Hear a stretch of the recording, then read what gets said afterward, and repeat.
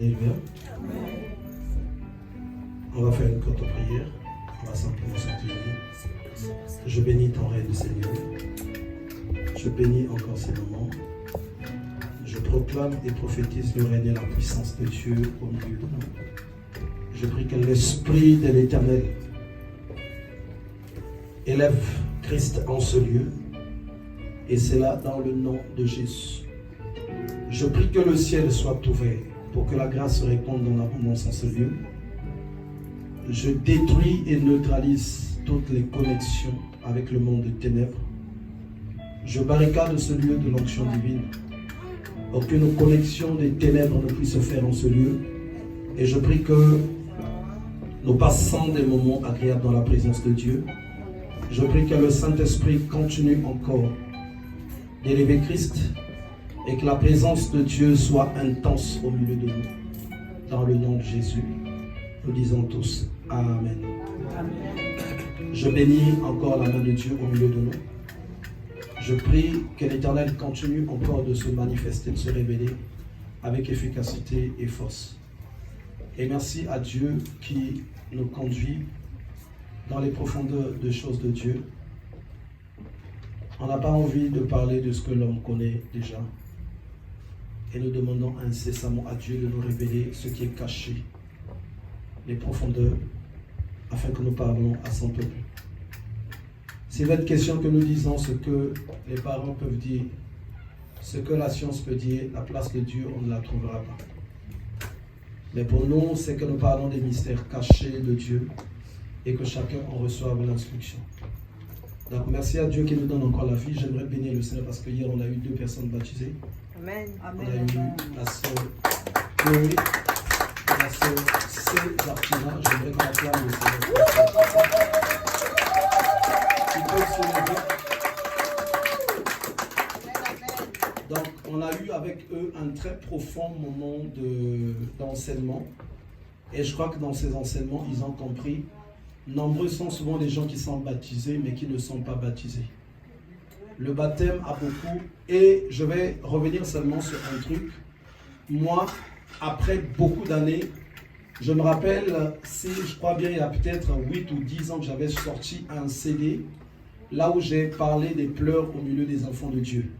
S'il y a un milieu, là où il y a vraiment des pleurs, c'est au milieu des enfants de Dieu.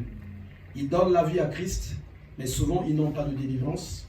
Ils n'ont pas de guérison, ils n'ont pas de restauration. Comment ça se passe? Est-ce que c'est Dieu qui est dans l'erreur ou non? Dieu ne peut pas être dans l'erreur, Dieu est vrai. Mais souvent il y a 2 problèmes, ou soit c'est celui qui conduit, ou soit c'est ceux-là qui recherchent la face de Dieu. Je suis beaucoup contre sur les personnes qui prennent à la légère en disant « J'accepte le Seigneur comme mon Seigneur et Sauveur personnel ». Il va se faire baptiser dans l'eau en disant « Oui, je meurs avec Christ pour ressusciter avec lui ». Non, c'est pas ça. Si on t'apprend comme ça, moi j'aimerais te dire que c'est faux. C'est plus profond que ça. Il faut d'abord que tu connaisses les principes de l'engagement biblique. C'est quoi? On nous dit ceci dans le livre de Proverbes.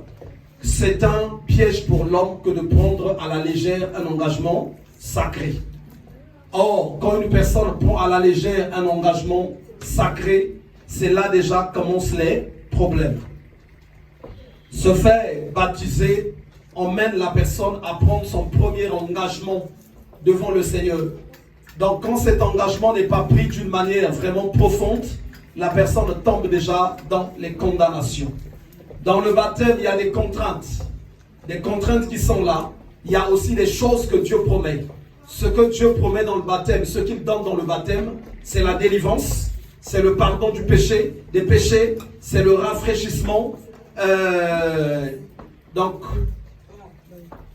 également l'entrée dans le royaume, beaucoup de bonnes et grandes choses que Dieu donne dans le baptême. Mais il y a des contraintes également qui sont là dans le baptême. Il y a l'obligation de se repentir. Il faut comprendre c'est quoi la repentance.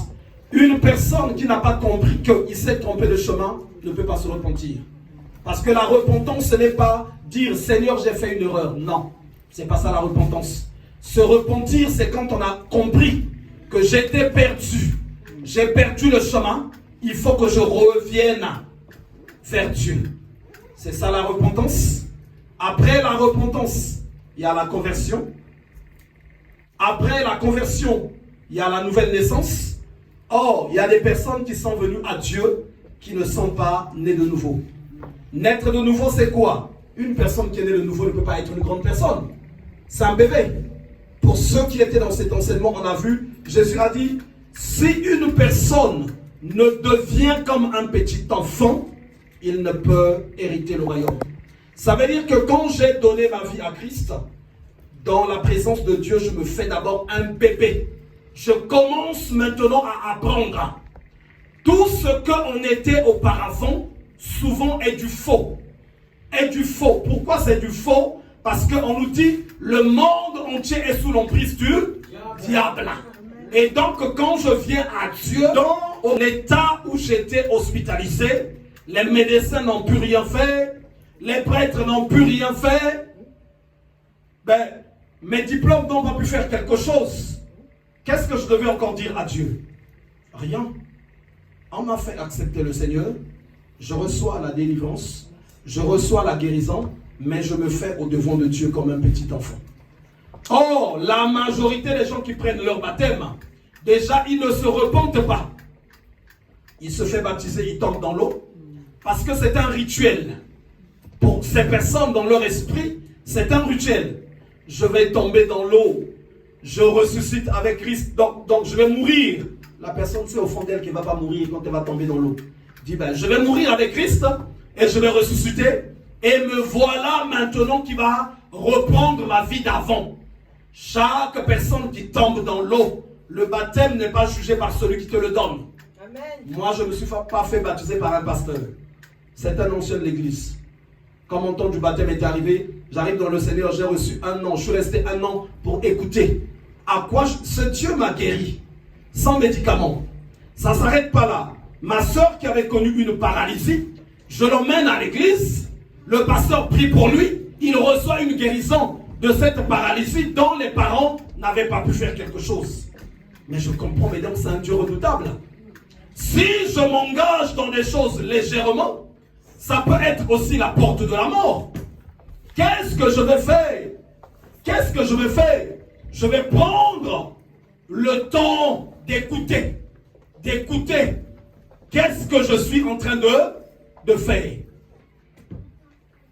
Et une personne voit les gens, les militaires qui vont passer au défilé le 14 juillet. Ils ont des beaux uniformes, hein? Des képis bien. Il dit, ah ouais, mais l'armée c'est bien. Moi je vais m'engager dans l'armée pour que je passe le 14 juillet au défilé. Mais il s'engage dans l'armée. Quelque temps après arriver dans l'armée, il va apprendre qu'ils vont aller à la guerre. Il va dire, mais tiens, ah mais moi je ne me suis pas engagé pour la guerre. Moi je me suis engagé pour le défilé. Ils vont lui dire, eh bien dis donc, tu n'as pas pris le temps de te renseigner. Avant chaque engagement, chaque personne doit prendre le temps d'écouter. C'est quoi cet engagement que je prends vis-à-vis de Dieu? Il y a des gens qui ne savent pas, après le baptême, c'est une obligation, Dieu va te faire passer sur le chemin de l'humiliation. Il y a des gens qui ne le savent pas. Parce qu'on lui a dit simplement, tomber dans l'eau du baptême, c'est mourir avec Christ, et puis ressusciter avec lui. Déjà, s'il savait qu'il allait vraiment mourir, il n'allait pas partir dans l'eau du baptême.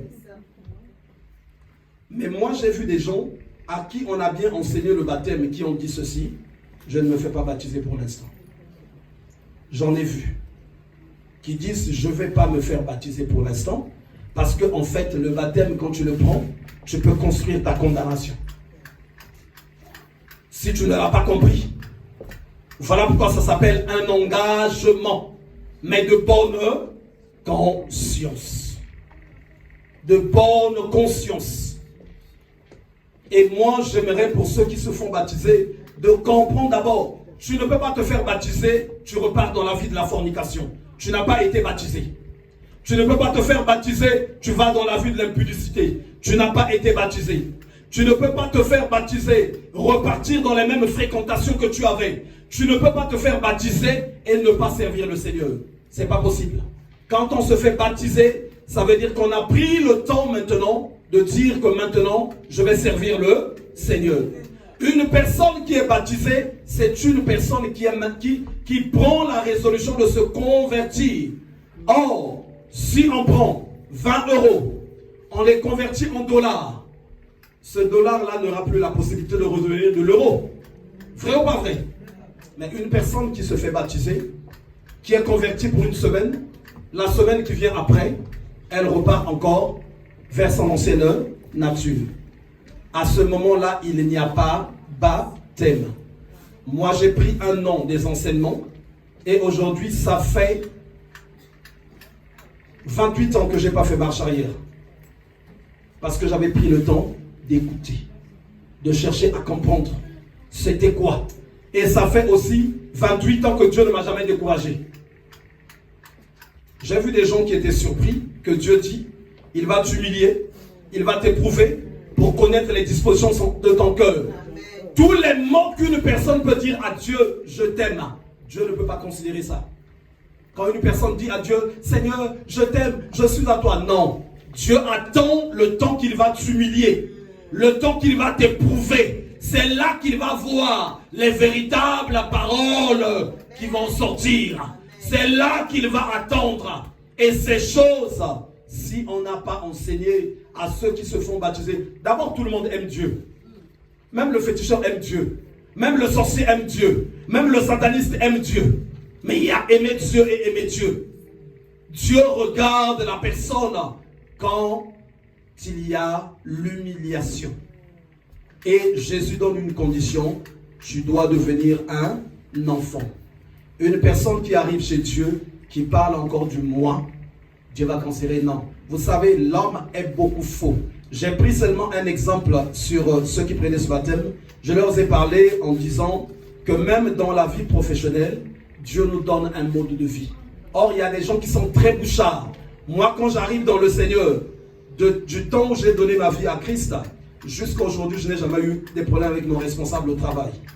Pourquoi? Parce que c'est là que j'ai reçu l'enseignement. Tu dois servir ton patron comme si tu servais Dieu. Amen. Comme si tu servais Dieu. Mais pourtant, j'avais déjà reçu une autre éducation.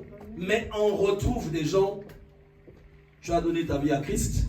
Ta sainteté, c'est quand tu arrives à l'église. Tu es tout calme. Tu ressembles à un ange. Mais la chrétienté, ce n'est pas une religiosité.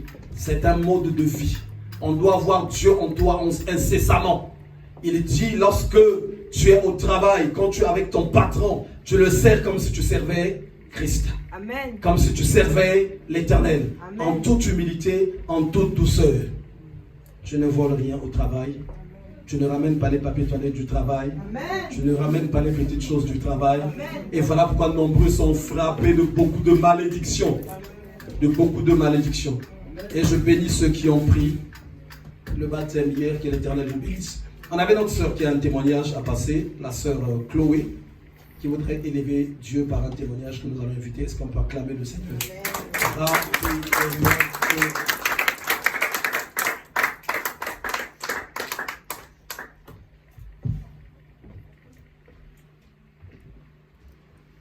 Shalom tout le monde. J'espère que vous allez tous bien, par la grâce de Dieu. Je vais témoigner pour la grandeur de Dieu. En fait, ça fait, je pense, plusieurs années qu'en fait, à chaque fois que je me promène, soit la nuit ou très tôt le matin, en fait, je vois toujours comme la lune me suit, en fait.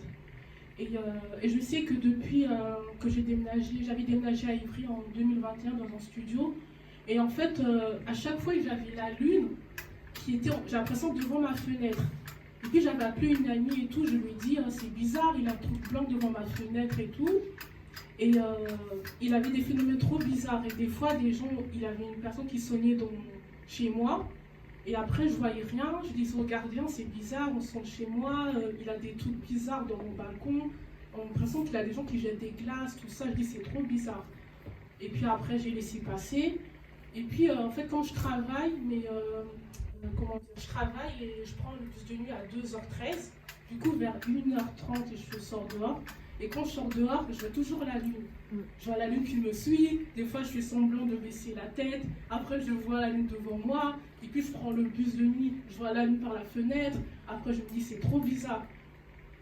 Donc après, bon, en venant ici et tout, en étant invité par la sœur Sedatina, et je voyais toujours la lune, et puis après, je l'ai dit au pasteur.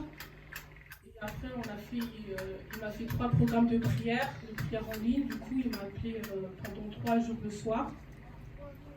Et je pense au bout de 2e ou 3e jour, j'ai repris le bus de nuit. Et là, je ne vois plus la lune, ni par la fenêtre de chez moi. Et quand je marche, je regarde partout pour voir si la prière c'était bon. Et puis je vois que la lune, elle n'est pas là. Je prends les bus, il n'y a plus la lune. J'ai plus ces phénomènes-là. Donc, je glorifie Dieu. Et bon, quand on a un pasteur qui craint Dieu, et si on a la foi, on verra en fait. Amen.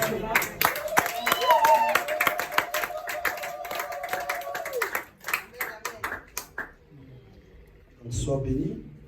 C'est ce que je disais à ma soeur, c'est David qui dit que de jour le soleil ne me frappe pas et de nuit. En fait, une personne peut entendre ça, peut se dire c'est juste comme ça, mais quand une personne est poursuivie par la lune, ça veut dire qu'il y a des prédispositions de folie. Si ça te poursuit, à un moment donné, tu dois sombrer dans la dépression. C'est une arme que le monde des ténèbres utilise. Voilà pourquoi même en Afrique, dans certains pays, les gens entendent que dès que la période de la lune sort, il y a des gens qui connaissent des crises vraiment bizarres. Mais ça est dans la Bible. Et puis donc j'ai vérifié également auprès de la sœur, il y a ces prédispositions familiales là. Mais merci à Dieu qui a étendu de sa main, que l'Éternel continue encore de faire. Amen. Amen. Donc on va prendre nos Bibles et j'aimerais qu'on acclame très fort le Seigneur.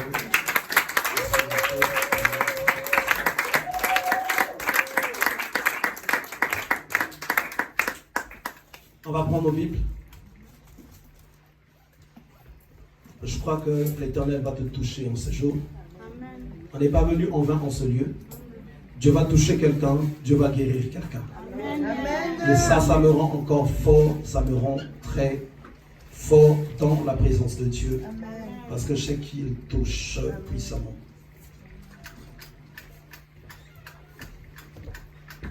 On va partir dans le livre de Genèse. Genèse au chapitre 4.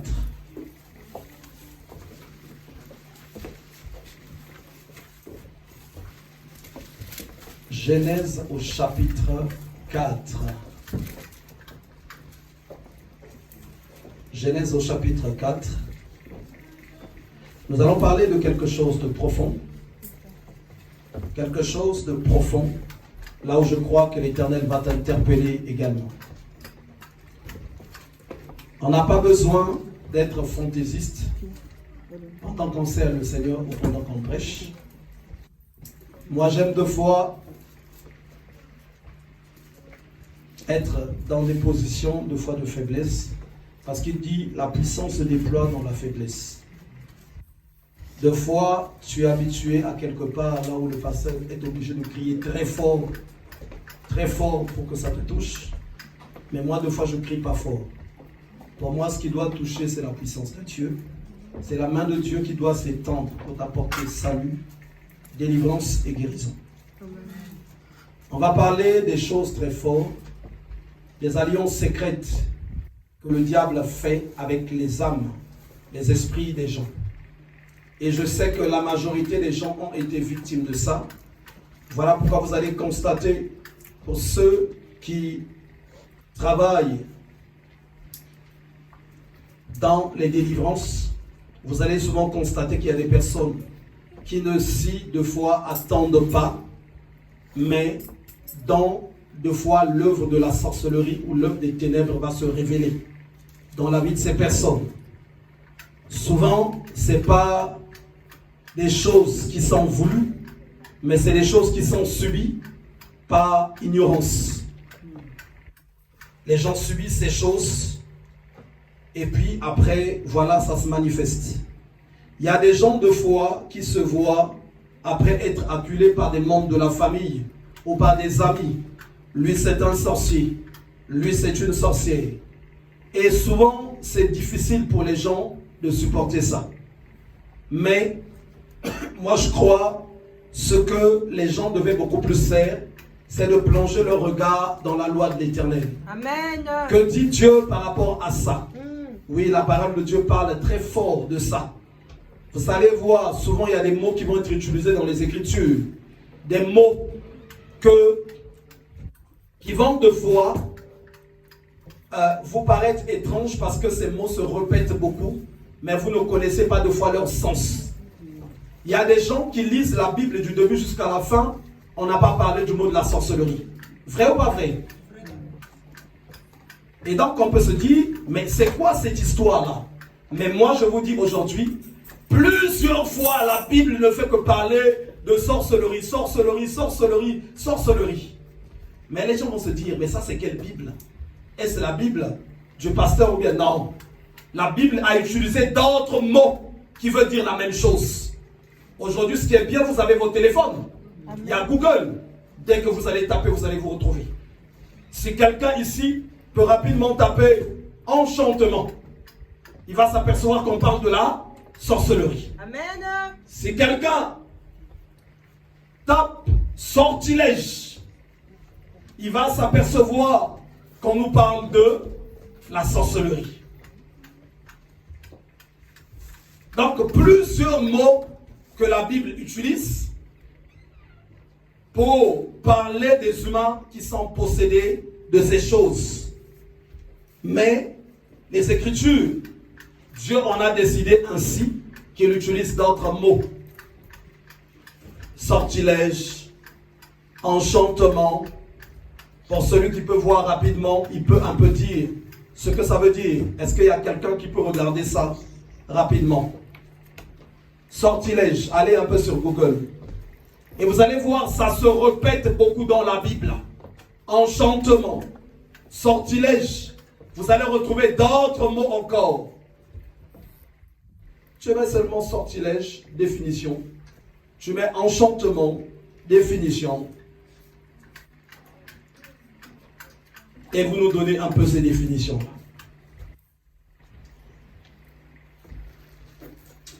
Et souvent, oui, il y a l'évangéliste qui va donner la définition de son téléphone. Le mot sortilège désigne un artifice d'un sorcier. Amen, on s'arrête seulement là. Artifice de quoi? Est-ce que quelqu'un a une autre? Voilà, toujours sur Google, hein, peut-être que le téléphone de l'évangéliste a été programmé autrement. Sortilège, définition. Hein? Chez la sœur aussi, c'est artifice de sorcier. Eh bien, ce mot-là est beaucoup dans la Bible. À cause de la multitude de ces sortilèges, cette dame se sent très confiante. Ça veut dire que c'est une personne qui a vraiment de la sorcellerie en elle. Elle domine, elle impose, et la sorcellerie prend beaucoup de dimensions. Il y a de la sorcellerie même comportementale. Ceux qui ont le discernement, quand ils te regardent par ton comportement, ils voient tout de suite la sorcellerie. Amen. Il y a la sorcellerie du langage. Quand tu parles, il y en a qui vont discerner tout de suite que ça c'est la sorcellerie.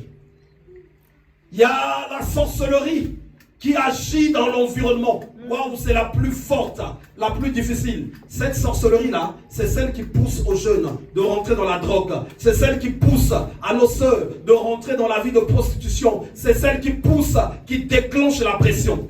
Dans cette sorcellerie, c'est quelqu'un qui est oint d'un pouvoir mystique. Et ce pouvoir-là, quand il a, au moment où il va parler à quelqu'un, lui ne se voit pas la nuit qu'il sort. Il ne se voit pas la nuit qu'il reçoit des instructions. Parce que son esprit a bien été voilé. Amen. Mais s'il vient, moi je lui impose la main, le voile la tombe. Amen. Et quand le voile tombe, il commence à voir en position oiseau. Tac, il est parti. Tac, il est parti. Cette sorcellerie qui détruit beaucoup la jeunesse, parce qu'elle est beaucoup chez les jeunes. Donc c'est un jeune qui arrive, qui est équipé, qui va dire à l'autre, mais goûte un peu, ça ne va rien faire. Ton père ne va pas savoir, ta mère ne va pas savoir. Il a un pouvoir dans ses yeux. Si Dieu t'ouvre les yeux, en fait il y a comme un rayon qui sort de ses yeux. Amen. Une influence qui domine. Et tu vas voir l'autre jeune aussi va goûter. Quand il va goûter, il rentre dans la drogue. Le diable les utilise beaucoup pour dévorer des destinées. Voilà, il y a quelqu'un qui a trouvé encore dans son portable enchantement, sortilège, mais c'est la même chose de toute façon. Vous allez voir, ça parlera toujours de la sorcellerie. Et le livre d'Apocalypse dit comme ils n'ont pas voulu se repentir de leur enchantement. Et ce mot revient dans la Bible incessamment. Pourquoi il y revient? Parce que l'occultisme n'a pas beaucoup de degrés. Il y a la démonologie, sorcellerie, satanisme, et il y a ce qu'on appelle la magie sainte. Et la magie très sainte. La magie sainte est très sainte, on ne va pas en parler. Amen. Parce que souvent elle est à côté de toi. Livre de Genèse au chapitre 4. Adam connut Ève, sa femme. Elle conçut et enfanta Caïn. Et elle dit, j'ai acquis un homme de par l'Éternel. Elle enfanta encore son frère Abel. Abel fut berger et Caïn fut laboureur. Au bout de quelque temps, Caïn fit à l'Éternel une offrande des fruits de la terre. Et Abel, de son côté, en fit une des premiers-nés de son troupeau et de leur graisse. L'Éternel porta un regard favorable sur Abel et sur son offrande. Mais il ne porta pas un regard favorable sur Caïn et sur son offrande.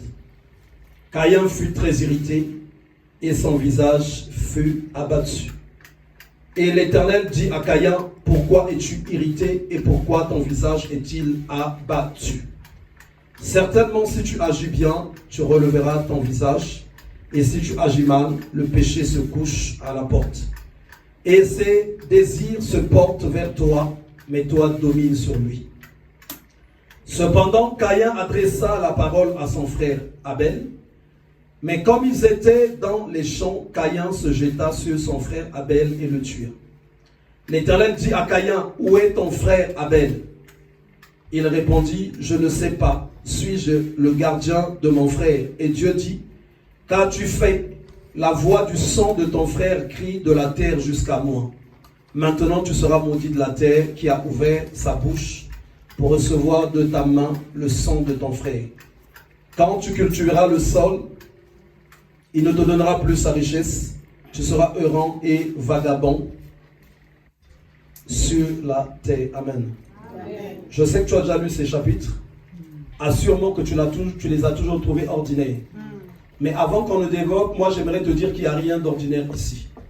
Il y a encore plus profond dans ces chapitres. Donc ces deux personnes, deux frères, qui sont en train de se tenir dans la présence de Dieu pour faire des offrandes. Déjà, on va remarquer avec ces frères des personnes avec deux caractères. Il y a un qui va avoir une très bonne disposition vis-à-vis de Dieu, qui va comprendre qu'on n'a pas le droit de donner à Dieu des choses boiteuses. Il va donner une offrande qui va parler le premier-né de son troupeau. Et il y a un autre qui va se lever, pourtant il était cultivateur, il pouvait monter sur les arbres, cueillir vraiment des mangues ou des je ne sais pas quels fruits, les donner à Dieu. Mais il va prendre la résolution d'aller prendre ce qui tombe. Souvent, on sait quand il y a des arbres, généralement ce qui tombe n'est pas souvent en bon état, on est d'accord. Donc il fallait qu'il fasse à l'Éternel une offrande qui soit agréable. Et déjà, à la base, une personne peut se dire que c'est ordinaire ce qu'ils vont faire. J'aimerais d'abord parler de la femme. Vous savez, la femme est une créature sacrée, mystérieuse et mystique. Ces deux enfants sont issus de Ève. Et ce caractère qu'ils vont avoir, en fait, va être issu du ventre de leur mère. J'aimerais, en passant, vu que ce n'est pas là le message, vous allez voir quand Samson, avant qu'il ne naisse, la recommandation de ne pas boire le vin, de ne pas manger les choses souillées, n'était pas donnée à son père, mais était donnée à sa mère. C'est la mère qui devait être pure pour que cet enfant-là naisse, qu'il soit consacré à Dieu. C'est la mère qui devait avoir une très bonne attitude. Donc le père pouvait faire peut-être ce qu'il voulait, mais la mère qui portait l'enfant devait avoir une attitude vraiment digne pour préparer un enfant qui naîtra, qui sera dans la présence de Dieu. Donc, pour une femme qui est enceinte, si tu ne marches pas bien, tu peux préparer un sorcier ou une sorcière qui va naître. Amen. Et donc, le caractère que ces enfants vont avoir va d'abord être issu de la relation, de l'alliance qui s'était créée entre Ève et le serpent. Ça va déclencher une souillure et ça va faire que parmi les enfants qui vont naître, un enfant va avoir une mauvaise disposition. Amen. Vous allez voir, même quand Marie portait l'enfant Jésus, on dit à Joseph de ne pas toucher la femme, cette femme va être consacrée. Parce qu'une femme doit beaucoup veiller à la consécration. Amen. Une femme doit beaucoup veiller parce que c'est une personne qui doit porter des enfants. Amen. C'est une personne qui doit porter des enfants. Et donc, deux enfants avec un caractère très différent. Il y a l'un qui va être docile devant le Seigneur, il y a un autre qui va avoir une attitude négligente. Pendant qu'ils vont servir le Seigneur, finalement, Dieu va adorer, apprécier plutôt l'offrande d'Abel. Quand il va apprécier cette offrande-là, et Caïn va être irrité, attristé. Il va être irrité, il va être attristé. Il va se dire, mais pourquoi pas moi? Pourquoi seulement à lui? Or, le comportement, le fait d'être irrité, attristé, généralement, ne se voit pas à l'œil nu. C'est quelque chose souvent d'intérieur. Même quand la personne est attristée, si c'est pour une chose qui peut être honteuse, quand on va lui demander, il va dire, non, non, ça va, ce n'est rien. Parce que c'est quelque chose, un sentiment intérieur. Et dans le sentiment intérieur, quand il n'est pas dans une disposition qui donne gloire à Dieu, aussitôt, tac, il va attirer le diable. Il va attirer le diable. Une personne qui prend la résolution de marcher, de vivre d'une manière très sexy, très extravagante, tac, ça va tout de suite interpeller les esprits de séduction. Une personne qui a de la rancœur, une personne qui a de la haine, une personne qui n'aime pas pardonner, cette chose qui est secrète va emmener un esprit vers cette personne. Et donc, Caïn, pendant qu'il va avoir cette attitude, on va voir ce que l'Éternel va lui dire. Et l'Éternel dit à Caïn, on est au verset 6, « Pourquoi es-tu irrité et pourquoi ton visage est-il abattu? Certainement si tu agis bien, tu relèveras ton visage. Et si tu agis mal, le péché se couche à la porte. » Dieu ne parlait pas du péché comme on peut dire proprement le péché. Mais Dieu était en train de parler d'un esprit. Et vous allez le voir. Quelqu'un va me dire que mais là on n'a pas parlé d'un esprit. On va avancer. Il lui dit, le péché se couche à la porte. Or, notre esprit à nous a des portes. Notre esprit a des portes. On ne va pas parler des portes aujourd'hui. Notre esprit a des portes. Et c'est par ces portes que le diable rentre dans la vie des gens. Vous allez remarquer dans Genèse 3, pour que Adam et Ève chutent, on nous a dit qu'ils ont vu. Parce que la vue est une porte.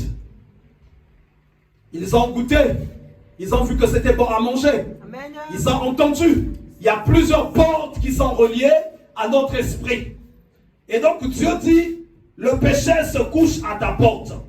Et ses désirs se portent vers toi. Amen. Mais toi, domine sur lui. Amen. Donc sa position intérieure, cette disposition qu'il avait prise, quelque part, le péché s'est déplacé, et il est venu vers la porte de son esprit. Quand il vient vers la porte de son esprit, il va commencer à déclencher des désirs. Il va commencer à déclencher des désirs. Or, notre esprit l'esprit de l'homme a des sentiments, des dispositions, des choses qu'il a envie d'accomplir. Le péché va conclure une alliance avec l'esprit de Caïn. Qu'allons-nous faire? Qu'allons-nous faire? Pendant que les gens étaient en train de vivre, normalement, rien ne se faisait voir. Caïn, l'esprit de Caïn et le péché en train de traiter un accord. Qu'allons-nous faire? Nous devons tuer Abel. Nous devons tuer Abel. Nous devons tuer Abel. C'est pas quelque chose qu'il a fait juste comme ça. Cette pensée, ce désir très fort est venu vers lui. Non. C'est un accord qui était en train de se signer entre le monde des ténèbres et Caïn. Mais cet accord s'est signé dans le secret. Là où l'être humain ne pouvait pas voir. Et chose qui est malheureux, même lui-même Caïn, le propriétaire de son corps, de fois peut être ignorant qu'il y a un accord qui est en train de se signer entre son esprit et le monde de ténèbres. J'aimerais qu'on lise un peu, avant de continuer, Jean 8, au verset 38 à 41. Jean 8. Jusque-là, la parole était un peu muette. Elle n'a pas bien dit ce qui s'était passé. On va lire Jean 8 au verset 38.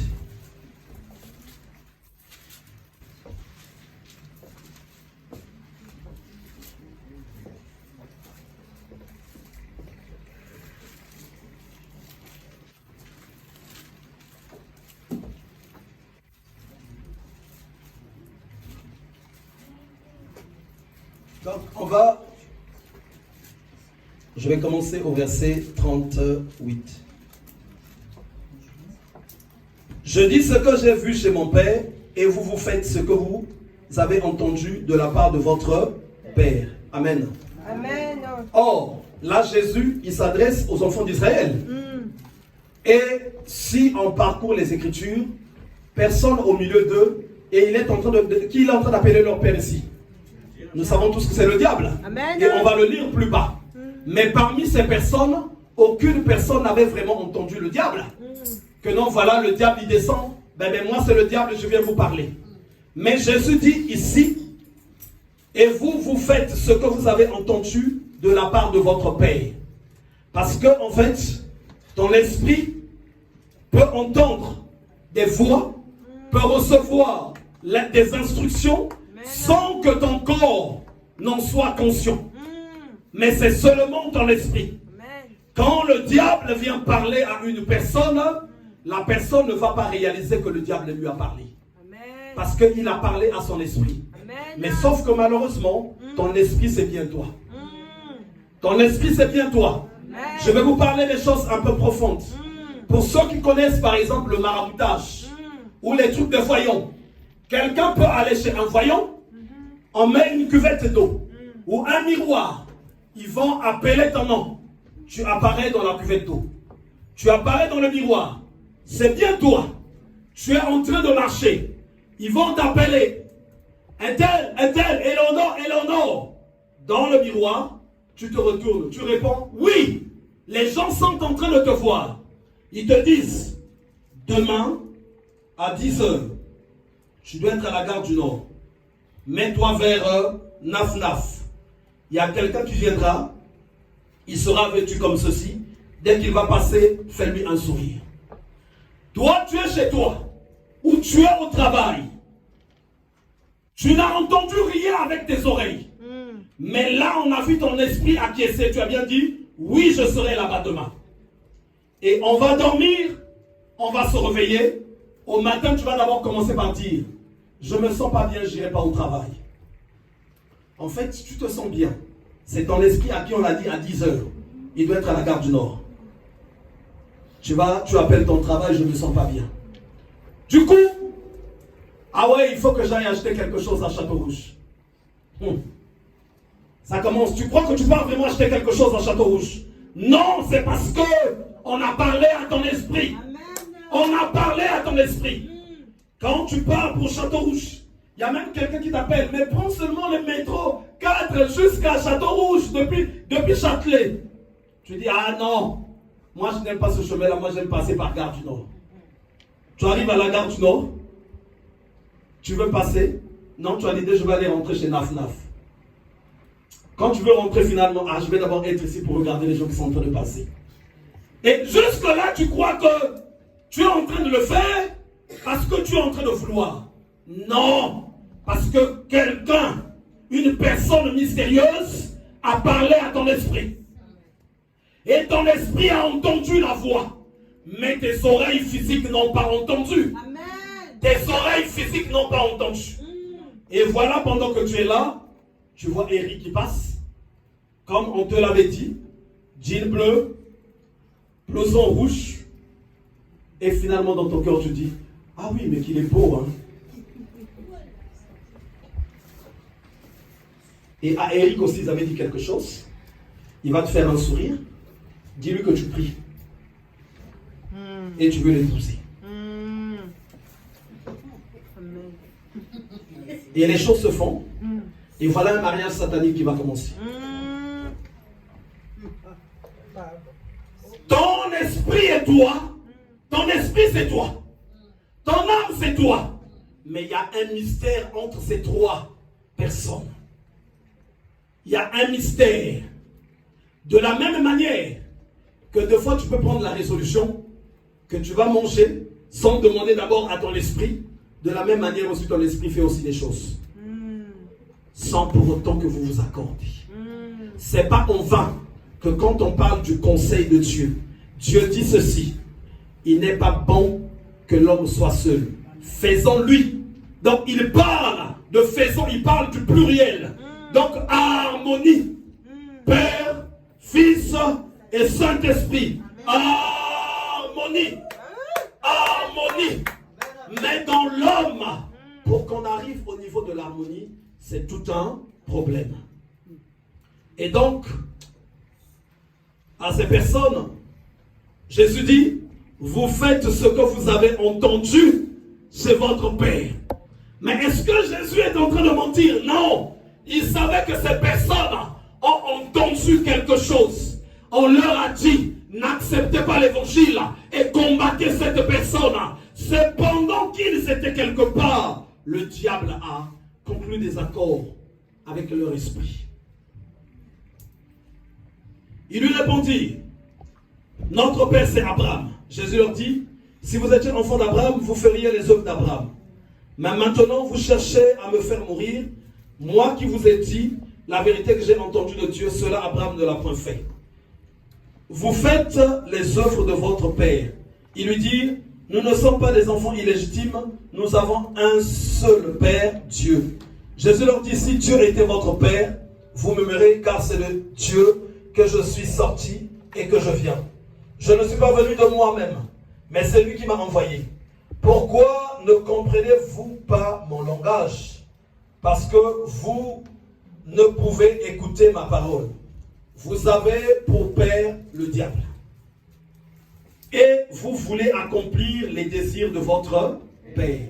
Donc quand il arrive dans l'esprit d'une personne, ils vont faire conclure un contrat et après, il va déclencher des désirs. Vous avez vu, l'Éternel a dit à Caïn, et ses désirs se portent vers toi. Ici, on reparle encore des désirs. Mais aussitôt, il va parler du cas de Caïn. Il va maintenant parler du cas de Caïn. Il dit, il a été meurtrier dès le commencement et ne se tient pas dans la vérité parce qu'il n'y a pas de vérité en lui.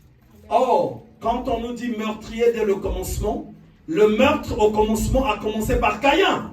Vrai ou pas vrai? Donc, il veut nous dire quoi par là?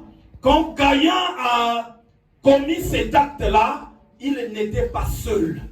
Il avait un contrat avec le diable. Mais sauf que c'est un contrat secret. Un contrat secret qui n'est pas visible aux yeux des hommes, c'est quelque part caché que ces accords-là se construisent.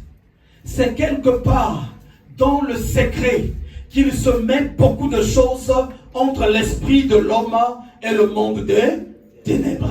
Amen. Et donc là, le diable est descendu chez Caïn. On lui disait, oui, mais moi je suis d'accord. Je suis d'accord. Cet enfant-là, ton petit frère, il se prend pour qui? Regarde l'offrande qu'il a eu à donner. Qu'on signe un accord et nous allons le tuer. Parce qu'il y a des actes pour les commettre. Il faut qu'il y ait un esprit qui t'accompagne. Amen. Il faut qu'il y ait un esprit qui t'accompagne. Amen. S'il n'y a pas un esprit qui t'accompagne, tu ne peux pas commettre ce genre d'acte. Amen. Il faut qu'il y ait un esprit qui t'accompagne. Il y a aussi des actes de foi qui sont petits. Ce n'est pas un meurtre, mais tu trouves que c'est petit. Au moment où tu le fais, tu le feras parce que ton esprit a conclu un accord avec le monde de ténèbres. Amen. Amen. Et un accord est émis, un contrat est émis. Finalement, bouf, ils vont tuer Abel. Quand ils vont le tuer, la sentence de la malédiction va tomber. La sentence de la malédiction va tomber. Et si on n'a pas le discernement, on peut se dire que c'est un acte qui s'était fait d'une manière si simple. On va lire rapidement dans le livre des Actes des Apôtres, là où on va revoir encore comment est-ce que le diable opère dans le secret. Dans la vie de cette personne, Caïn, si Dieu n'avait pas intervenu, lui-même il n'allait pas réaliser que c'est une personne qui est maintenant sous le coup de la sorcellerie, Amen. sous le coup de pouvoir satanique. Amen. Mais quand on parle de pouvoir satanique, c'est quoi? C'est les pouvoirs qui viennent de Satan. Donc il en avait maintenant. Il avait la force de tuer. Il avait la force d'ôter la vie. Il avait la force de faire ceci. Parce qu'il y avait maintenant un contrat et il avait reçu une force qui le venait du monde des ténèbres. On va lire dans le livre des Actes des Apôtres. Vous allez comprendre quelque chose. Ce que les fidèles n'avaient pas compris, mais seulement l'apôtre en avait eu la révélation. Même eux-mêmes aussi de fois, ils n'avaient pas compris ça. Acte au chapitre 5. Un homme nommé Ananias, avec Saphira sa femme, vendit une propriété et retint une partie du prix. Sa femme le sachant, puis il apporta le reste et le déposa aux pieds des apôtres. Pourtant, c'était bien son argent. Il peut dire, à la base, je ne donne que ça. En vrai, personne n'avait le droit de lui faire quelque chose. En vrai, parce que c'est son argent, il pouvait dire, j'ai vendu à 2 millions, mais je donne 2 000. Je donne 2 euros. Personne, c'était son argent. Vrai ou pas vrai? Mais sauf que dans cet acte-ci, il y avait un accord entre Ananias et Saphira et le monde satanique. C'est ça la raison de leur mort. Et ce n'était pas connu des gens, mais la puissance de Dieu a révélé. Parce que l'apôtre va dire, mais pourquoi as-tu laissé Satan remplir ton cœur? La raison de leur mort, parce que le contrat qui était signé entre eux, entre ce couple et le monde des ténèbres, s'ils étaient au milieu des enfants de Dieu, ils devaient être vraiment en scandale. Il devait être en scandale. Il devait y avoir du grand scandale. Parce que c'est les gens qui étaient déjà en contrat avec le diable. Mais, moi aussi je crois que ce couple-là peut-être n'était pas sûr qu'ils avaient conclu un contrat entre leur esprit et le diable. Parce qu'ils voyaient quand même la puissance de Dieu dans la vie de ces serviteurs de Dieu. Sinon, ils allaient réfléchir. Ah, qu'on parte ou qu'on ne parte pas. Ils devaient peut-être se tenir vers la porte. Avec sa femme en train de réfléchir. Ils sont là. Ils sont là. Qu'on parte. Non, repartons d'abord à la maison. Mais ils étaient sûrs. Ils sont en train de venir et venir poser leurs actes.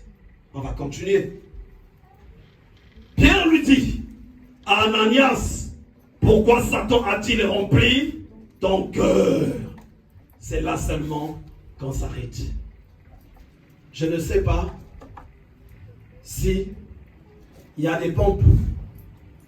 Il y a des pompes, c'est pas des, on va pas appeler ça des pompes à essence. Des pompes à remplissage de cœur satanique. Je ne les vois nulle part. Qu'une personne arrive, il dépose son cœur, la personne prend le pistolet comme on met le carburant dans la voiture, on commence à remplir le cœur. Mais sous quelle manière le cœur était rempli? La première des choses, il va assurément, je ne sais pas quelle attitude il avait eue, mais il y a quelque chose dans son cœur qui va finalement attirer le diable vers lui. Quand il attire, le diable déclenche maintenant les désirs. Un contrat va commencer à se signer entre l'esprit d'Ananias et Satan. Ils vont traiter.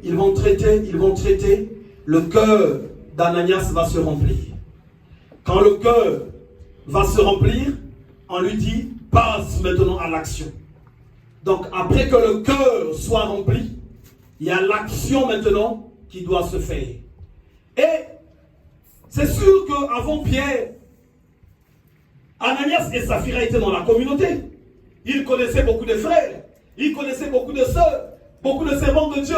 Quand il arrive là, oh shalom bien-aimé, c'est bon, tu es là? Oui, on avance avec le Seigneur. On est là, on tient le coup. Il dit on tient le coup. Et personne ne savait que le cœur était rempli. Quand il arrive chez Pierre, la puissance de Dieu, Pierre ne pouvait pas voir ça avec ses yeux physiques. Et Pierre n'avait pas le pouvoir d'ôter la vie à quelqu'un. Et là, c'est une bataille maintenant que la puissance de Dieu va commencer à mener.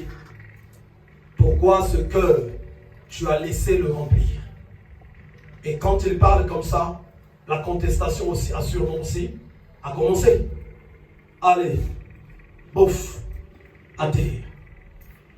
Il va mourir. Et moi, la question que je me pose, les frères et sœurs, la communauté était pleine. C'est sûr qu'il y a quelqu'un qui dit, ah, moi je ne suis pas d'accord avec ce que Pierre a fait. Il faut que j'aille appeler la gendarmerie. Mais il réfléchit encore. Ah, en sortant de ce moment, je ne mourrai pas avant d'aller appeler la gendarmerie. Amen. C'est dit non. Attendons d'abord ce qui va se passer avec la femme. Quand la femme aussi arrive, c'était la même chose. Mais ce n'est pas trop là qui nous intéresse. Moi, c'était les accords qui se sont passés dans le secret. Donc, leur esprit était maintenant lié en alliance, en accord avec Satan. Et ces accords-là se passent dans une dimension là où aucun homme ne peut voir. Pour ceux ici qui connaissent un peu les pratiques de l'Afrique, il y a ce qu'en Afrique on appelle les camons. Est-ce que quelqu'un connaît les camons? On met des incisions à une personne, on lui frotte des choses, et puis il repart chez lui, il devient très fort. Souvent on connaît ça en Afrique, non? Je vous explique. Ceux qui sont partis dans ces chemins-là, jamais on ne lui a montré là où l'accord a été signé avec son esprit pour qu'il reçoive un esprit de gorille chez lui, dans son esprit. Vrai ou pas vrai? Vrai. Mais subitement, quand il arrive chez lui, quand il se fâche, il devient comme un gorille. Vrai ou pas vrai? Vrai. Il a un comportement de gorille, comportement de buffle, comportement d'éléphant. Mais quand il est parti sur le féticheur, il y a un moment donné, le diable a signé un accord avec son esprit, et puis ils ont fait entrer un esprit de gorille. On en avait un comme ça à Brazzaville, et il est seulement tout pété. Il a tapé tous les méthodes de karaté, de kung fu, de judo, de machin, tout ça. Donc lui, quand vous commencez là d'abord, tu vas dire, oh mais cette fille-là, je vais la taper bien. Puisque c'est un homme qui ressemble à une fille. Mais un vrai sorcier, il a même 400 gorilles en lui. Oh! Il va seulement te prendre même par ton pantalon, il te tourne. Le combat est fini. Le combat est fini. Mais le jour où il a signé le contrat, même lui-même il ne le connaît pas. Lui, on lui a seulement mis les incisions. Parce que le contrat avec le monde des ténèbres se passe dans l'oubli de la personne physique. Quand il est signé, ta personne physique ne saura pas. Ta personne physique ne saura pas. Tu vas seulement commencer à sentir maintenant, pour ceux à qui Dieu fait grâce, des comportements bizarres. des comportements bizarres. Et c'est là où la majorité des gens sur cette terre, sans avoir fait attention, ont souvent des contrats avec le monde des ténèbres. Ont souvent des contrats. Une dame de race blanche qui est en contact avec l'évangéliste, qui disait que j'ai blasphémé contre le Seigneur, c'est fini, je vais rencontrer ma mort. Et après, l'évangéliste a dit, non, mais donne-moi le téléphone. Je lui ai dit, l'évangéliste, donne-moi le téléphone, je vais lui parler. C'est là où finalement, elle m'a raconté toute son histoire. Quand elle a donné sa vie à Christ, après son baptême, il a vu qu'il y avait une délivrance qui s'était manifestée, mais moi je considère que c'est le pardon de péché qu'il avait obtenu. Tout ça, et le pasteur lui dit, c'est bon, c'est fini, tu es sauvé, tu es guéri, il n'y a pas de problème. Alors qu'après son baptême, il devait y avoir des moments de délivrance, sûrement, puisqu'on lui dit ceux qui croiront et seront baptisés seront sauvés. Amen. Sauvé veut dire être délivré, être guéri, être libéré. Après le baptême, le pasteur doit discerner si cette personne nécessite de passer à la délivrance. Mais quand elle est partie sur son miroir, elle regarde le miroir, c'est la première fois qu'elle va voir le diable. Donc elle regarde au miroir, il y avait elle et à côté d'elle il y avait le diable. Et ce démon lui dit, vu que tu m'as défié, toi et ton pasteur va voir ce que je vais lui faire, toi aussi tu vas voir, d'abord l'église là je vais la fermer. Il a dit au pasteur, le pasteur lui a dit, oh non mais tu es déjà sauvé, t'occupe pas de ces illusions là. Les mois qui suivaient, l'église était fermée. Et elle a reçu le kung-fu satanique. Psychiatrie comme ceci, sorti toutes les maladies, elle a connu. L'erreur était faite du fait que le serviteur de Dieu croyait que quand tu as dit je donne ma vie à Christ, c'est fini. Ne joue pas. Tu donnes la vie à Christ, il faut qu'on voit un peu vraiment. Si c'est vraiment bien, tu es vraiment calme. Sinon, il y a des démons après qui vont se révéler, qui vont se manifester et tu connaîtras des grandeurs, difficultés. Amen. Et pourquoi, après avoir donné la vie à Christ, on te demande d'avoir une bonne vie? Il y a des comportements qui attirent les démons. Amen. Il y a un comportement, quand tu vas l'afficher, un démon va arriver, vous allez signer des contrats. Vous allez signer des contrats. Vous allez signer des contrats. Il y a des gens qui ont tellement signé des contrats avec le diable, quand il faut même annuler ces contrats-là, tu ne sais même plus par lequel il faut commencer. Il y a trop de contrats. Et ce couple avait signé un contrat avec le diable et les deux vont se retrouver dans la mort. J'aimerais qu'on lise un peu le livre de Romains 2 au verset 16. Romains au chapitre 2. J'aime bien ce verset, il va vous interpeller assurément. Romains au chapitre 2.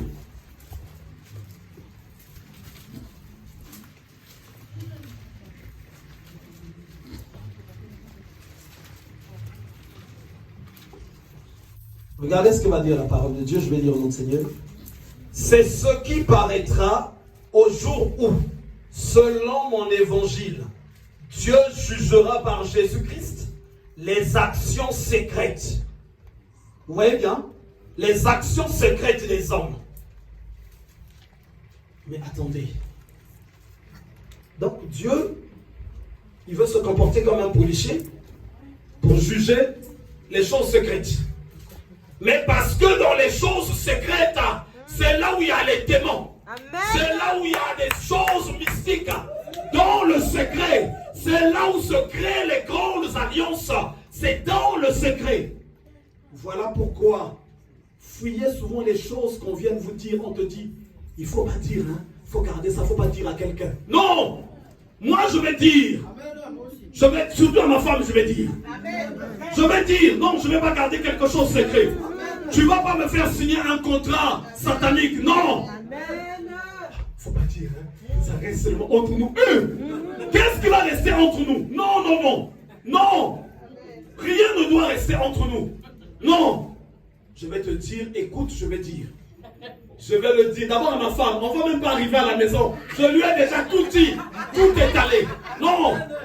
Je ne vais pas rentrer dans la sorcellerie de quelqu'un. Non, non, non, non, non, non, non. Le monde de ténèbres travaille dans le secret. Ne dis pas, ne fais pas ceci. D'abord, c'est même ça. Voilà pourquoi beaucoup de personnes même fuient la délivrance. Tu sens qu'il y a quelque chose qui monte là, qui monte, qui monte, qui monte. On avait un frère, une fois, quand il m'appelle, il me dit, j'étais ce jour-là à Paris, j'étais même avec l'évangéliste Haute. Oh voilà, cette chose-là, elle monte vraiment et elle me pousse à te haïr. Je dis, cette chose-là, tu dis, quelle chose-là? Oh, cette chose-là. Je dis, ah bon? J'ai mis le haut-parleur, je me suis rapproché de moi, je dis, je t'entends pas bien, parle encore un peu. Oh, cette chose-là me pousse à te haïr. Tu dis, quelle chose-là? Dis, c'est quoi le chose? Dis le nom. Oh, ils sont en train de me bloquer la bouche que je ne dise pas. Ils sont en train de me bloquer la bouche parce que dans le monde là-bas, c'est le monde du secret. Regardez, Jésus a dit, marchez tandis qu'il fait jour. Il dit, la nuit arrive.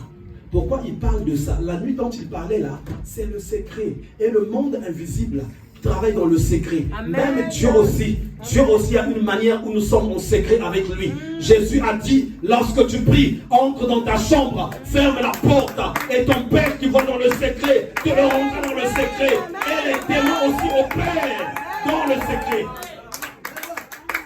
Les démons aussi, c'est un principe du monde spirituel. C'est un principe du monde spirituel. Les démons, c'est dans le secret. Pendant que il y a des gens, tu dors. Au moment où tu dors, tu te réveilles, tu deviens très bizarre. Tu deviens très agréable. C'est dans le secret qu'il s'est passé quelque chose. Donc même si tu t'es marié, ton mari te parle. Laisse-moi tranquille. Mais qu'est-ce qui s'est passé? On était bien. Qu'est-ce qui s'est passé? C'est parce que le monde des ténèbres opère dans le secret. Quand c'est comme ça, dénonce cette attitude. Parle à ton mari ou à ta femme. Parle si tu es un conducteur dans la foi. Dis-lui, je dors, je me réveille, je ne suis plus bien. Qu'est-ce qui se passe? Eh bien, pendant que cet homme dormait, l'ennemi est venu et il a semé de l'ivraie. Il a semé quelque chose, toujours dans le secret. Sur 100 sorciers, peut-être 5 ont eu une sorcellerie là où ils ont été conscients. La sorcellerie, elle arrive quand l'homme pose des actes qu'il banalise, et au niveau de son esprit, il se déclenche quelque chose. Il se déclenche quelque chose. Quelqu'un de fois à qui on dit, toi comme ceci, toi comme ceci, au lieu de te fâcher, prends le temps maintenant de demander à Dieu, Seigneur, qu'est-ce qui se passe? Pourquoi comme ça? Vous savez, Dieu dans sa toute puissance, il va se lever et il va t'accorder la justice. Et là on a lu, Dieu va juger les actions secrètes. Mais pourquoi les actions secrètes seulement? Pourquoi on ne dit pas, il viendra juger, mais les actions secrètes? Parce que c'est là que le diable opère. Chaque chose qu'on fait dans l'obscurité, en cachette, la haine, la rancœur, la jalousie, certaines attitudes. Tu te lèves dans ton cœur. Tu commences à dire, moi vraiment c'est moi. Il faut en tout cas, vraiment que cette fille-là, en tout cas je vais la voir. Cette fille-là, tu ne vas pas l'épouser, mais tu vas la voir. Eh bien, t'inquiète pas. Les démons seront là pour t'accompagner. Ils viendront dans ton esprit.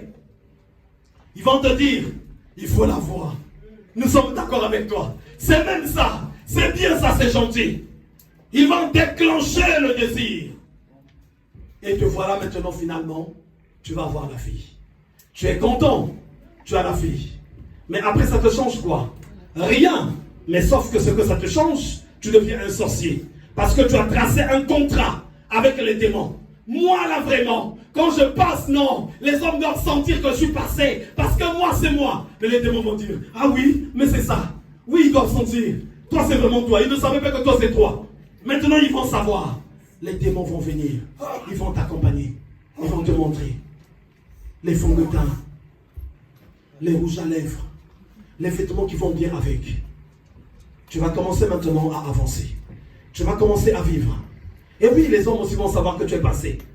Elle est passée, hein. Toi, tu es contente quand tu rentres chez toi. Oui, ils ont su que j'étais passé. Mais t'inquiète pas, ils ont su. Mais sauf que tu deviens sorcier. Amen. Parce que le contrat a été signé entre toi et le monde de ténèbres. Amen. Un tel, il me cherche des problèmes. Il veut montrer quoi? Quand je vais la voir, comment je vais le laver? Les démons vont dire oui, il a mal fait. Nous aussi, on n'est pas d'accord. Il ne doit pas se comporter comme ça. Il faut le laver vraiment. Prends même le savon, tu vas le laver. Ils vont t'aider. Ils vont t'aider. Ils viendront. Ne te laisse pas faire. C'est pas pour rien que Jésus a dit, quand on te gifle à la joue gauche, présente aussi la droite. Présente. Tu as giflé là. Tu attends comment je venais pour me battre. Allez, gifle aussi ici. Quand tu vas gifler là, les démons sont même dessus. À toi aussi vraiment. Hein. À nous, c'est pas des gens comme toi qu'on cherche. Quelqu'un dit non. Moi, ils vont vraiment me sentir. Ah oui. Il y a des démons qui ne sont là que pour ça. Ah oui. Même le soir, ils vont venir te parler. Hein? Demain, ça va se finir comme ça. Non. Mais ne nous déçois pas. Nous comptons sur toi. Quand tu te réveilles, c'est toi maintenant l'acteur ou l'actrice. Et les démons vont t'accompagner. Les démons vont t'accompagner. Ils vont te donner un pouvoir. Une force que tu n'as jamais eue. Un pouvoir. Il y a un frère ici que le Seigneur me montre comment est-ce qu'il s'était battu avec la mère de ses enfants. Mais j'ai vu une bagarre, on l'avait tellement tapé comme un chiffon. Oh! Je dis Seigneur, mais quelle est cette vision-là? Quand j'arrive chez lui pour aller sonner, je vois la porte était fracassée. Oh! Je sonne là, mon papa n'est pas là. Après, quand je l'ai eu, il me dit laisse. Ma femme m'a tapé, mais elle n'était pas seule. Je dis, ils étaient en couple. Il dit non, elle était seule physiquement, mais elle n'était pas seule. Ils étaient nombreux. Parce que je n'ai jamais vu une femme taper un homme comme ça. Il me dit, j'ai fui la maison, je suis même bien nu. Elle m'a tapé, elle m'a soulevé, cogné au sol, écrasé ma tête. Tout ce qu'elle pouvait faire, elle n'était pas seule. Et moi, je l'ai dit, c'est ce que j'ai fait comme vision. Qu'ils étaient nombreux et ils t'ont bien tapé. Il me dit, oh, arrête ça. C'est ce que tu as vu. Je dis, oui, mais je suis venu te chercher et j'ai vu la porte est vraiment cassée. Il me dit, je ne peux pas repartir. Je suis traumatisé. Je n'ai jamais été tapé comme ça. Il y a des esprits qui donnent un certain pouvoir, une certaine force. Vous savez, ce qui est malheureux, c'est qu'il y a des gens qui croient que pour recevoir un pouvoir, une force satanique, il faut aller voir un médium, il faut aller voir un féticheur, il faut aller voir ceci. Non, par ton comportement, tu peux attirer certaines choses. Amen. Tu peux attirer. Et le diable vient, il vient créer des contrats avec toi.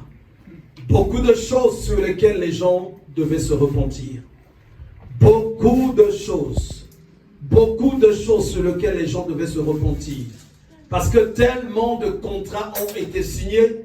Et souvent les gens, cependant, quand ils passent devant ceux qui servent le Seigneur ou devant Dieu, les personnes disent que, mais Seigneur, je n'ai rien fait. Mais Dieu n'a rien fait. Pourquoi il y a ces condamnations? Il y a souvent quelque chose. Amen. La Camerounaise, cette maman avait vraiment des problèmes. Vraiment des problèmes. Vraiment des problèmes. Et pendant qu'on priait, quand il y avait la cellule de Pontoise, c'était en quelle année ça? Dans les 2007 comme ça, oui. Et donc, une fois au cours d'une délivrance, le Seigneur va me parler qu'elle prenne un temps où elle sera à l'écart et je l'accompagnerai dans les prières parce que Dieu devait lui montrer un problème. Là où étaient ses sources. Et donc, après ce moment de jeûne et prière, elle est venue me voir où elle était dans tous les états pour me montrer pour m'expliquer ce que Dieu lui avait montré. Et donc, elle va voir, non, moi j'avais aussi vu déjà dans le passé qu'il y avait des pleurs qui montaient auprès de Dieu par rapport à elle. Mais elle n'avait pas bien compris et moi aussi je n'avais pas compris. Et donc, après ce programme de prière, Dieu va lui montrer que dans le passé, elle avait détruit beaucoup de couples, beaucoup de foyers. C'était ça son travail, sa spécialité. Elle n'allait qu'avec des femmes mariées. Des hommes mariés, pardon. Des hommes mariés. Et donc, elle a brisé des foyers. Elle a causé les grands dégâts du grand tort. Elle vient me dire, donc là je comprends même la vision que tu avais faite. Voilà ce que Dieu m'a montré, voilà ce que Dieu m'a montré. Mais elle me dit, waouh, ça fait pourtant des années. Plus de 20 ans en arrière, ça fait beaucoup d'années. C'est quand j'étais même jeune. Je dis oui, c'est pas parce que tu étais jeune, mais ça veut dire qu'il y a des contrats qui étaient signés entre ton esprit et le monde des ténèbres pour faire ce genre de travail. Moi, je vais prier pour toi, mais il faut d'abord que tu te repentes sur ça. Est-ce que aujourd'hui tu vois la gravité de ce que j'avais causé? Elle me dit oui, pasteur, je le vois. Elle a commencé à pleurer. J'ai prié pour elle, on a brisé les malédictions. Le mois qui suivait, elle était régularisée. Elle était régularisée. Et c'est de là que sa vie est partie de l'avant.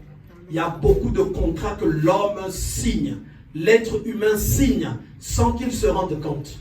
Je prends la femme deux fois du voisin. Je prends deux fois le mari de la voisine. Tu as deux fois été dans des relations incestueuses. Tu as deux fois un enfant que tu as donné pas au véritable père, mais au père qui a les moyens. Tu as deux fois ceci, tu as deux fois ça. Il y a beaucoup de contrats qui peuvent être signés. Et derrière ces contrats, il y a des démons qui sont là. Il y a le monde de ténèbres qui est là, qui y travaille. Et s'il n'y a pas la grâce, la miséricorde de Dieu, cette sorcellerie, elle ne se brise pas. Elle va t'accompagner jusque dans les ténèbres du dehors quand tu quitteras cette terre. Amen. Et quand les gens de foi diront, voilà ce que nous avons de toi, voilà ce que nous avons comme révélation, c'est mamie qui fait ça, c'est maman qui fait ça, c'est tonton qui fait ça, tu vas dire, mais moi je ne suis pas sorcier, moi je ne suis pas comme ceci. La sorcellerie, on peut la voir sans avoir pratiqué quel rite satanique, un rite satanique quelconque, mais par les actes que nous posons, un esprit peut signer un contrat avec une personne. Amen. Et si Dieu ne te fait pas la grâce pour te repentir, tu verras, tu connaîtras des moments difficiles, tu pleureras et tu n'auras pas de réponse. Et aujourd'hui, Dieu me met à cœur de te dire que les grandes alliances des ténèbres se construisent dans le secret. Se construisent dans le secret. Voilà pourquoi même j'insiste beaucoup, pour ceux qui vivent les unions de foi hors mariage. Mariez-vous. Mariez-vous. C'est une grande porte de sorcellerie. Amen. C'est une grande porte. Vous savez, le péché, il est bon. Hein? Chaque fois qu'il y a le péché, c'est bon. Hein? Et très bon. On aime ça. On aime ça, c'est bon. Mais c'est là qu'il y a la mort. Et il croyait qu'il allait m'avoir. Dit, mariez-vous, ayez des enfants, tout ça. Moi-même, je suis d'accord. Je dis non. Nous, on vient pour cela. Mais attendez seulement, pourquoi vous êtes pressés? Si on te dit ça, on trouve ça suspect. Trouve ça suspect. Parce qu'une personne doit être content qu'on vient d'épouser sa fille. Tout ce que les Écritures interdisent, il y a toujours souvent des esprits qui sont associés à ça. Chaque chose que les Écritures interdisent. Il y a des gens qui deviennent des sorciers par les alliances amicaux. Ah, cette sorcellerie-là, elle est forte. Tu vois seulement ton mari de fois à la maison quand tu n'as pas vu son ami, son cœur. Lève-toi contre cette amitié-là. Souvent, il y a la sorcellerie dedans. Quand Dieu a dit, fuyez les mauvaises compagnies. Quand Dieu a dit, sortez du milieu d'eux. Il y a quelque chose qui ne va pas. Quelle alliance ils ont fait? Quelle alliance? Ton mari avec les amis. Ton mari avec ses soeurs. Ton mari avec ceci. À quel couple? Vraiment, ta femme est toujours, par exemple, chez sa grande sœur ou chez sa mère. Toi aussi, tu es toujours également chez ta famille. Vous vous en foutez, vous rentrez seulement le soir. Waouh! Ça sera vraiment un couple vraiment de fou, vraiment. Il y a des choses, comme Dieu a dit, l'homme quittera son père et s'attachera à sa femme. Il faut que ça se passe comme ça. Le foyer doit être un lieu de paix. Dans le foyer, vous vous chamaillez beaucoup. vous vous disputez beaucoup. Vous venez chez moi, je vais pas vous donner des conseils. Si tu as besoin de conseils, va voir ton oncle ou les assistants sociaux. Tu viens chez moi, c'est le feu. Le feu. Comme on dit toujours, chez nous, la sorcellerie, tu tombes et tu l'as vomi. Il n'y a pas autre chose. Tu tombes et tu l'as vomi. Nous, ça ne va pas. On se dispute beaucoup. Venez. Venez. Oh, tu vas me donner des conseils. Venez, venez. Il y en a beaucoup. Dès que vous allez venir, mettez-vous là. J'appelle l'équipe, entourez-les. Parce qu'un couple, vous êtes, ça fait 10 ans, vous vous aimez. Mais vous vous chamaillez pendant 10 ans. Oh! Amen. Quel drôle d'amour! Il y a la sorcellerie au milieu. Amen. Il faut taper ça. Amen. Il faut casser ça. Amen. Il faut libérer le couple. Amen. L'église n'est pas faite pour donner des conseils. Tu es un serviteur de Dieu. Oh, soyez bien chez vous. Aimez-vous. Mais ça, ils le savent. C'est pas à l'église de dire ça. C'est pas ça notre travail. Notre travail, c'est de les libérer, qu'ils soient en paix. Amen. Vous savez, un pasteur, si tu donnes des conseils au couple, ils vont être très sérieux avec toi. Oui, voilà. Et papa, c'est fini. Non, on va plus reprendre, c'est fini. Ils vont même pleurer. Mais dès qu'ils vont rentrer chez eux, ils ne vont pas comprendre comment ça va partir dans tous les sens. Ah, c'est toi qui a... Moi, je vais le dire au pasteur, c'est toi qui a commencé. Non, c'est toi qui n'écoutes pas. Allez, ils se tiennent maintenant dans les habits. Les bagarres commencent. Mais quand ils arrivent à l'église, les deux personnes ne veulent pas qu'ils en parlent. Donc celui qui a dit, moi je vais le dire. On ne dit pas aussi, oh toi aussi. Je ne sais pas qu'il y a des choses qu'il ne faut pas dire chez les gens. Il faut être intelligent toi aussi.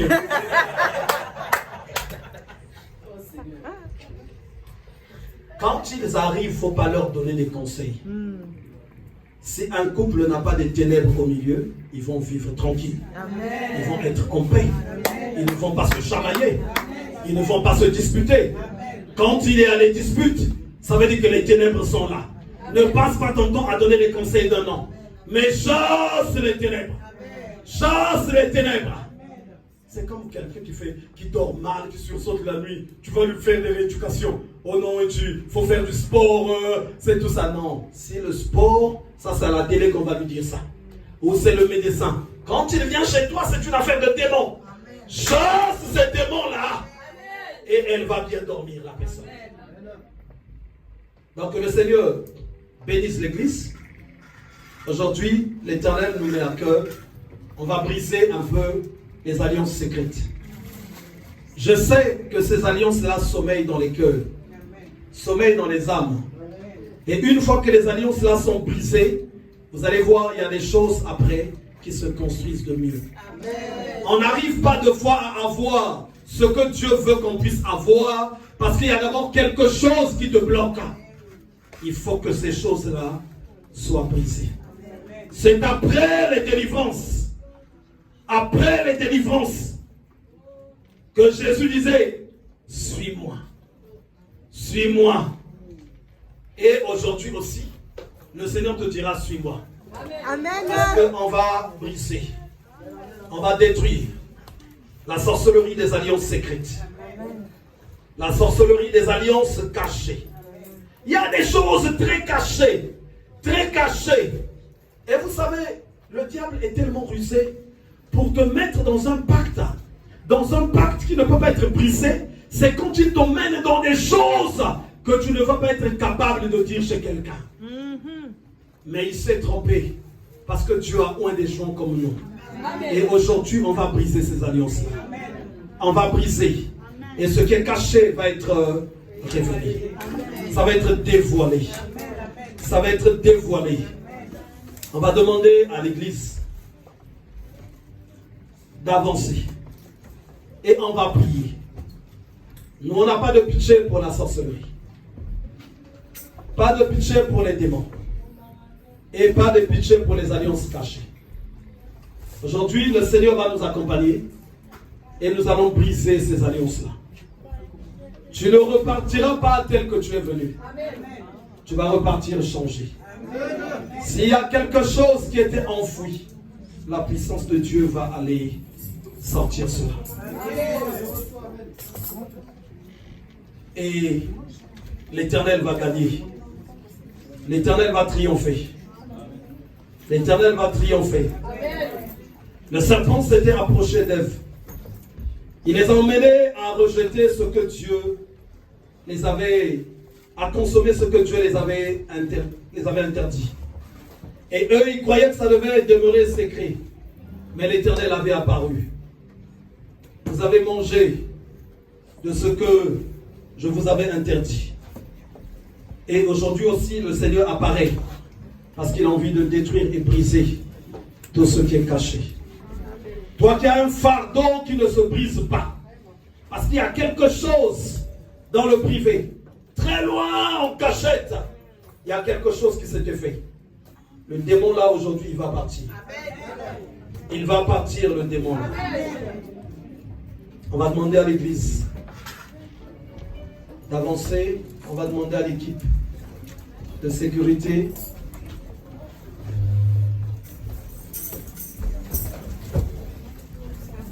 si tu as peur de l'huile, de l'imposition de main, là il faut rester à la maison. Parce qu'ici c'est comme ça. L'église c'est pas pour venir fêter des anniversaires. L'église c'est pas pour venir faire je ne sais quoi. Mais c'est pour venir briser.